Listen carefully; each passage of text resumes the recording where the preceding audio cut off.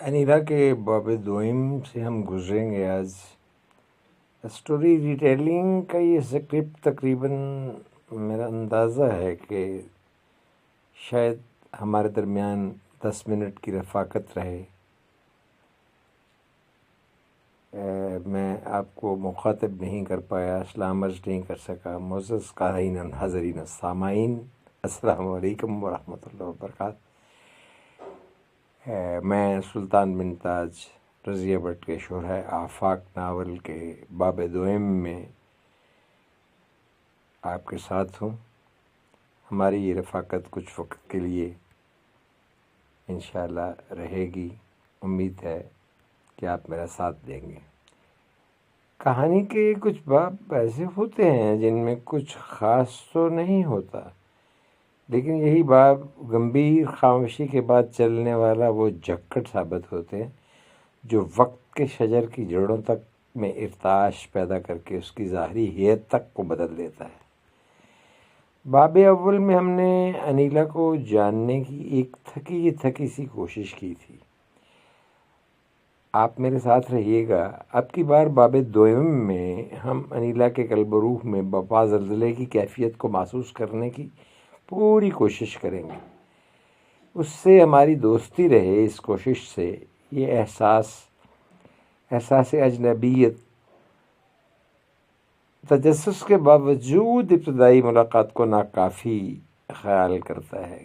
ایک ملاقات کافی نہیں ہوتی کہ کسی کو جانا جائے، اور انیلا کو جاننے کے لیے اس کوشش کو ہمیں کئی ایک زاویوں سے، کئی ایک جہتوں سے دیکھنا ہوگا۔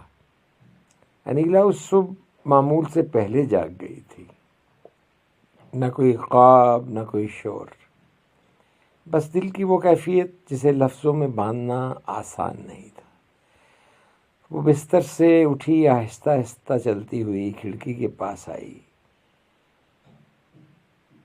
باہر گلی کا سکوت بتا رہا تھا جیسے شہر فیصلہ نہیں کر پایا کہ آج اس کو کیا کرنا ہے۔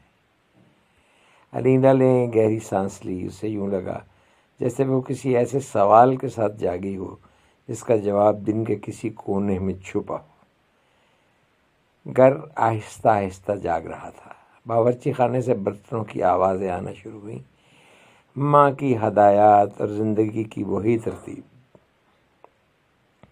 جو ہر روز خود کو دہراتی ہے۔ انیلا نے سب کچھ سنا، مگر دل کہیں اور تھا۔ وہ جانتی تھی کہ اس گھر میں سب کچھ طے شدہ ہے، کب بولنا ہے، کب خاموش رہنا ہے اور کب بس مان لینا ہے، لیکن اس دن اس کا دل ماننے کے موڈ میں نہیں تھا۔ وہ اپنے کام میں مصروف رہی، مگر خیالات بار بار ایک ہی نقطے پر لوٹ آتے تھے۔ وہی ادھورا سا خیال، وہی انکہی بات جو نہ پوری طرح یاد تھی نہ بھلائی جا سکتی تھی۔ دوپہر کے وقت ایک مختصر سی ملاقات ہوئی، کوئی خاص بات نہ ہوئی، نہ کوئی وعدہ، نہ کوئی اعتراف، مگر بعض ملاقاتیں الفاظ کی محتاج نہیں ہوتی۔ انیلا نے محسوس کیا کہ سامنے والا اسے دیکھ نہیں رہا تھا۔ یہ احساس اس کے لیے نیا تھا، اور نیا احساس ہمیشہ سوال لے کے آتا ہے، تنہا نہیں آتا۔ وہ سارا دن اس لمحے کو دل میں دہراتی رہی۔ کبھی خود پر غصہ آیا، کبھی حالات پر، اور کبھی اس احساس پر جو اسے کمزور بھی لگ رہا تھا اور مضبوط بھی۔ شام ہوئی، گھر میں باتیں ہوئیں، ہنسی بھی آئی، مگر یہ اس کے لیے نہیں تھی۔ یہ سب کسی اور دنیا کی آوازیں تھیں۔ وہ اپنے کمرے میں اکیلی بیٹھی ہوئی خاموشی کے ساتھ سوچتی رہی، یہ سب کیا چل رہا ہے؟ اس نے پہلی بار اپنے دل سے سوال کیا، اگر میں نے خود کو ہی نظر انداز کر دیا تو پھر میرا وجود کس کام کا؟ یہ سوال ڈراؤنا تھا، کیونکہ اس کا جواب انیلا کو بدل سکتا تھا۔ اس نے خود سے کوئی وعدہ نہیں لیا، کوئی اعلان نہیں کیا، بس اتنا کیا کہ اس سوال سے بھاگی نہیں۔ اور کبھی کبھی یہی سب سے بڑی ہمت ہوتی ہے، یہی سب سے بڑی ہمت ہوتی ہے۔ یہاں ہم باب دوئم کو اس سے قبل کہ کوئی تجسس پیدا کر کے باقاعدہ آنے والے وقت کے لیے آپ کے ذہن میں کوئی ہلچل برپا کریں، یہیں ختم کرتے ہیں، اور پھر انشاءاللہ باب سوئم میں ہم ملاقات کریں گے۔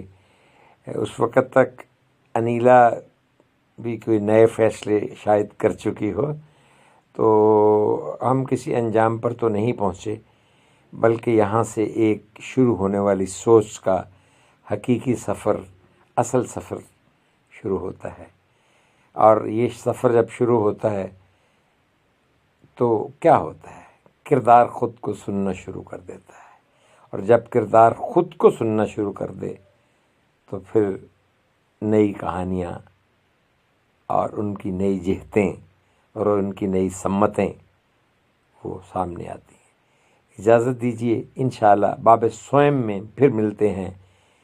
انیلا کی زندگی میں کیا ہو رہا ہے، کیا چل رہا ہے، اس کو انشاءاللہ محسوس کرنے کی مل کے کوشش کریں گے۔ اجازت دیں، اللہ حافظ۔